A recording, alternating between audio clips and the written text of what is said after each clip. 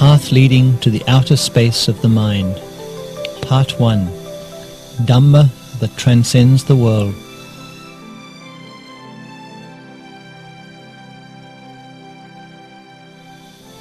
It is possible that human beings may someday discover an unknown aspect of the universe.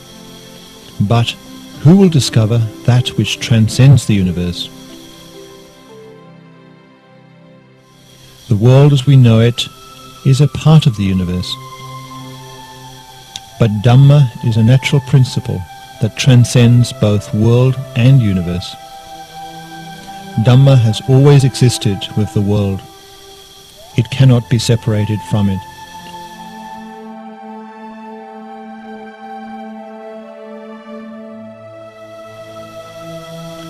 Fortunately, the world produced a virtuous-minded person who was able to discover the quintessential nature of perfect harmony called Dhamma.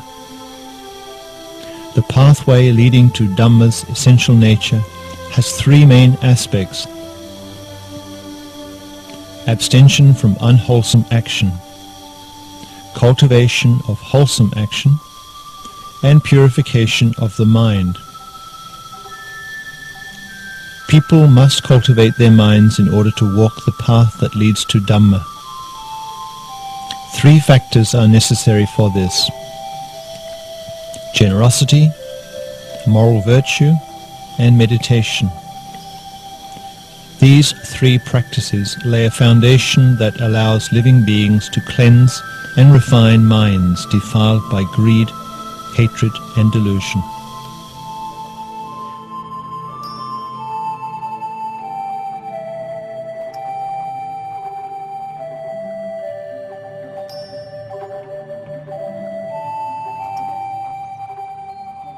Generosity means self-sacrifice, giving with love and compassion, unselfish behavior, and loving others as you love yourself. Moral virtue means deliberately refraining from unwholesome acts of body, speech, or mind. Meditation means focusing the mind properly to attain the peace and tranquility of Dhamma.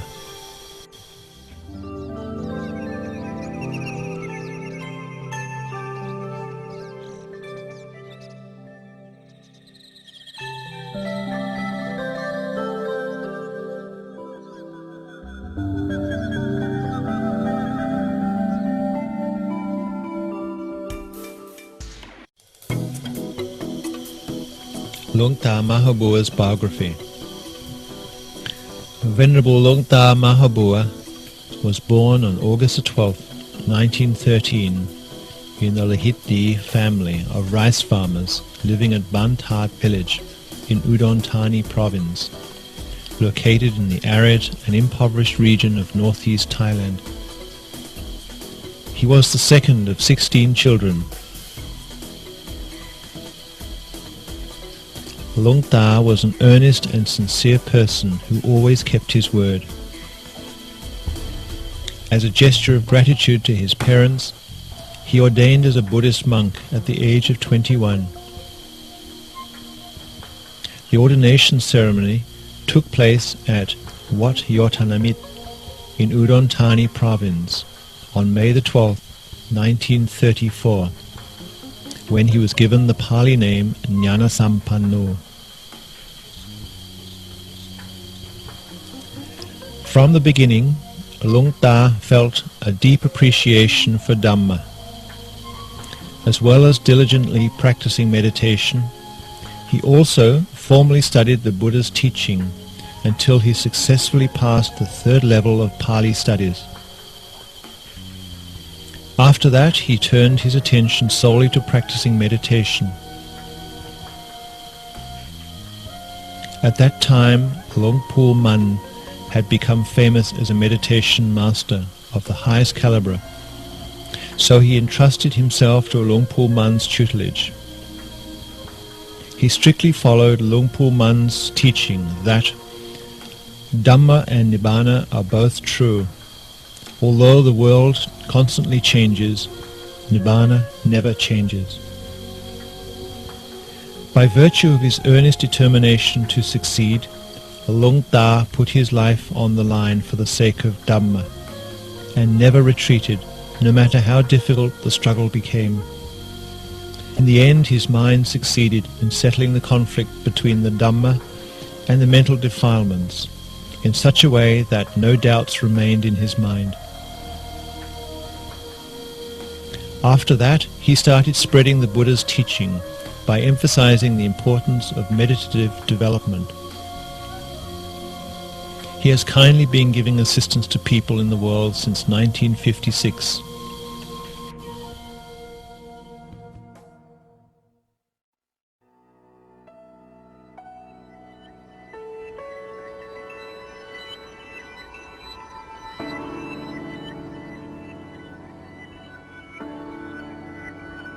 Part 3. The outer space of the mind. Whereas mental defilements drag the mind down to a low level, Dhamma raises it to the highest possible level, the outer space of the mind. When Luangta Mahã Bua teaches people who practice Dhamma, he emphasizes generosity, moral virtue, concentration, wisdom, and the realization of Nibbana. He teaches that material wealth is not a cause of happiness, because both happiness and suffering arise only in the heart. So we should be content with what we have, and not become overly attached to worldly possessions, because eventually all those things will disintegrate and disappear. Nothing in the world is comparable with Dhamma. When Dhamma and mind become one, loving kindness and compassion will make the world a pleasant place to live. Luangta Mahã Bua always stresses the importance of kindness, self-sacrifice, forgiveness, and generous acts of charity. Such noble spiritual qualities will not disappear after death. Luangta Mahã Bua has lived at Wat Babanthad for more than 47 years. During that time, people with faith in him have presented him with countless donations.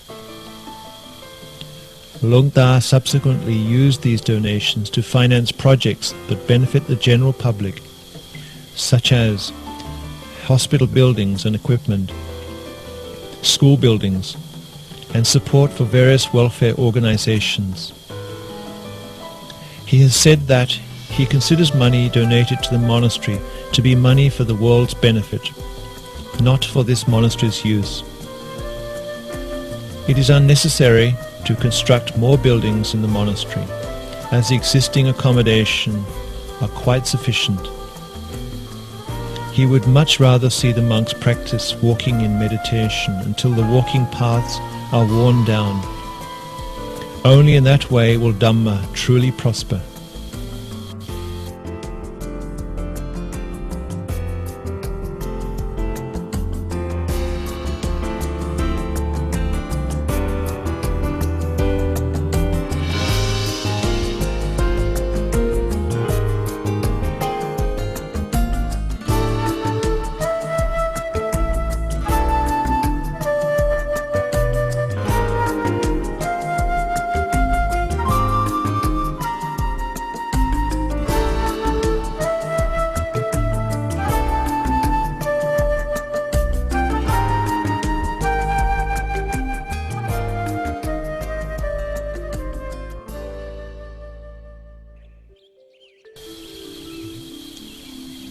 Part 4.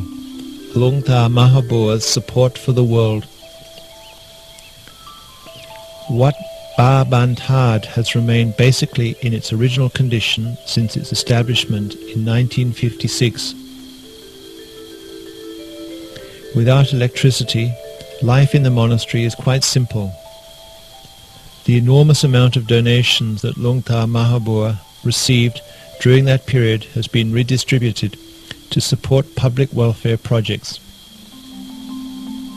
In regards to spiritual welfare, he has supported the meditative development of monks novices and lay people by teaching them Dhamma.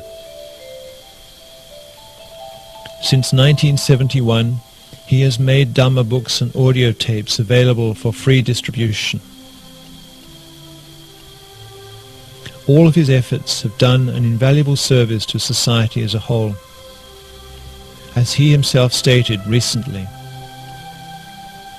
beginning in 1956, I have helped the world for 47 years, distributing an amount totaling nearly 1 billion baht. The following is a summary of his donations to various institutions. 1. Hospitals and healthcare centres, approximately 152 million baht. 2. Schools and government organisations, approximately 82 million baht. 3. At least 500 monasteries, approximately 296 million baht. 4.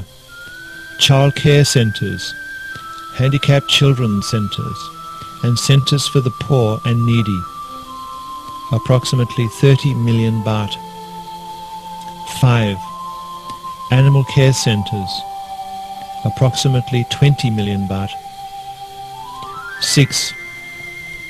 6 hospitals and 1 school in Laos, approximately 31 million baht.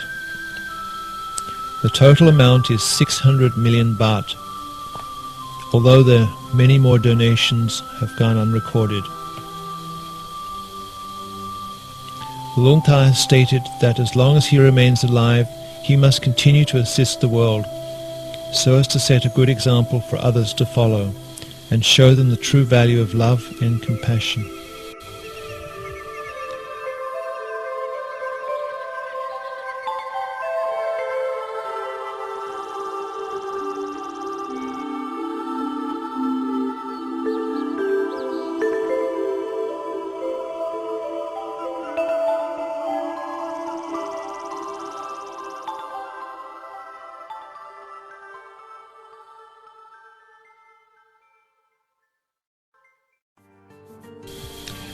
Part 5.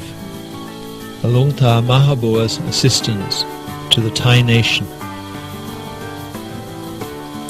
At the end of 1997, the year of Thailand's economic crisis, Luangta was seriously ill with suspected colon cancer. Spending the rains retreat in a small hut in the forest, the then 84-year-old monk experienced so many bowel movements a day that his condition became critical. He was so ill, in fact, that a funeral pavilion was built for him in front of the monastery. But because Thailand needed his help, he could not allow himself to die. During that year, Thailand had experienced the worst financial crisis in its history. The baht exchange rate plummeted. People lost their jobs, and the country went deeply into debt. Because of that, Luangta made a solemn vow that should the medicine he was taking cure his illness, he would dedicate his life to rescuing the country from disaster, so that Buddhism would continue to thrive in Thailand. Fortunately for the Thai people, his condition improved so dramatically that he soon made a full recovery.